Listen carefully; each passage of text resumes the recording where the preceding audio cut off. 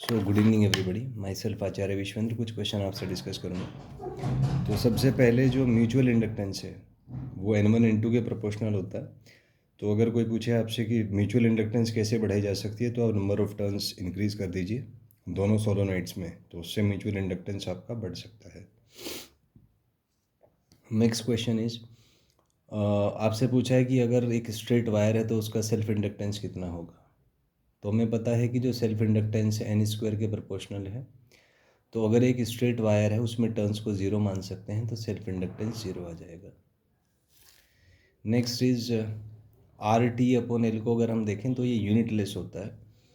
तो L को हम लिख सकते हैं इक्विवेलेंट टू R/T। तो जो सेल्फ इंडक्टेंस का यूनिट है उसको ओहम इंटू सेकेंड भी लिखा जा सकता है। This is one of the possible unit. Next is यहाँ से है कि कैपेसिटेंस और फोर्स में क्या रिलेशन है। तो यहाँ से हम RT/L होता है T/RC। तो यहाँ से C आपका आ जाएगा L/R²। तो कैपेसिटेंस का यूनिट होता है फेरेड, इंडक्टेंस का हेनरी और रेजिस्टेंस का ओहम। तो फेरेड को हम हेनरी ओहम -2 की फॉर्म में भी लिख सकते हैं। नेक्स्ट क्वेश्चन अगेन ये सेल्फ इंडक्टेंस पे है। तो हमें पता है सेल्फ इंडक्टेंस इज -L/di/dt।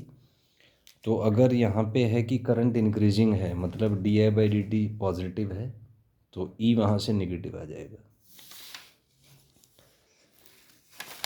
तो यहाँ पे जैसे क्वेश्चन में दिया हुआ है कि एक सोलोनॉइड है, इसमें करंट I एंटर कर रहा है। तो अगर करंट इंक्रीज होगा तो induce current will try to decrease current, hence its direction will be opposite to the current. So opposite direction में इंड्यूस करंट आएगा ताकि I को घटाया जा सके। नेक्स्ट क्वेश्चन है, हमें सेल्फ म्यूचुअल इंडक्टेंस दो सोलोनॉइड्स का कैलकुलेट करना है। So we know that mutual inductance is μ0 N1 N2 πr²L।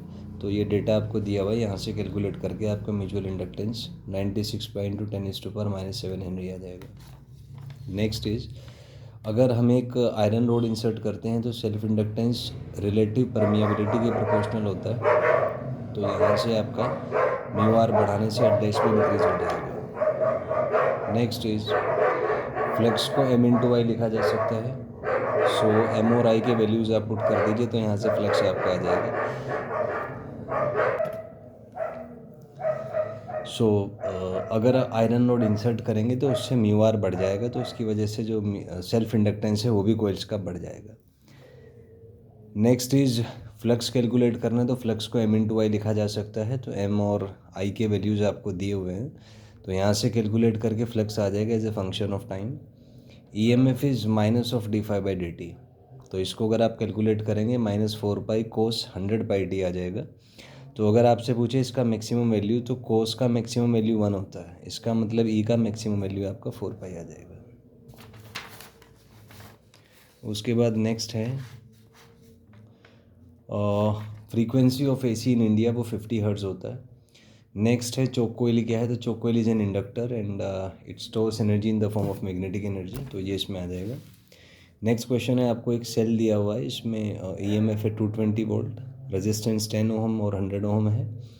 तो अगर इसमें स्टडी स्टेट की बात करें तो इंडक्टेंस 0 हो जाएगा। तो सर्किट में करंट आप 220/10 ये लिख सकते हैं, तो 2 एम्पियर यहाँ से आ जाएगा। पावर जो है वो I²R होता है, तो सोल्व करके 400 वोल्ट आ जाएगा।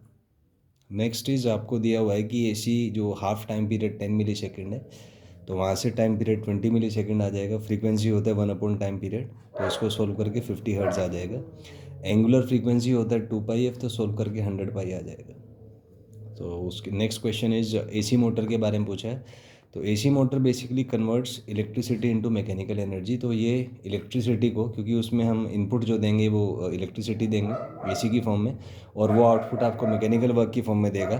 तो AC मोटर इलेक्ट्रिसिटी को मैकेनिकल वर्क में कन्वर्ट करता है।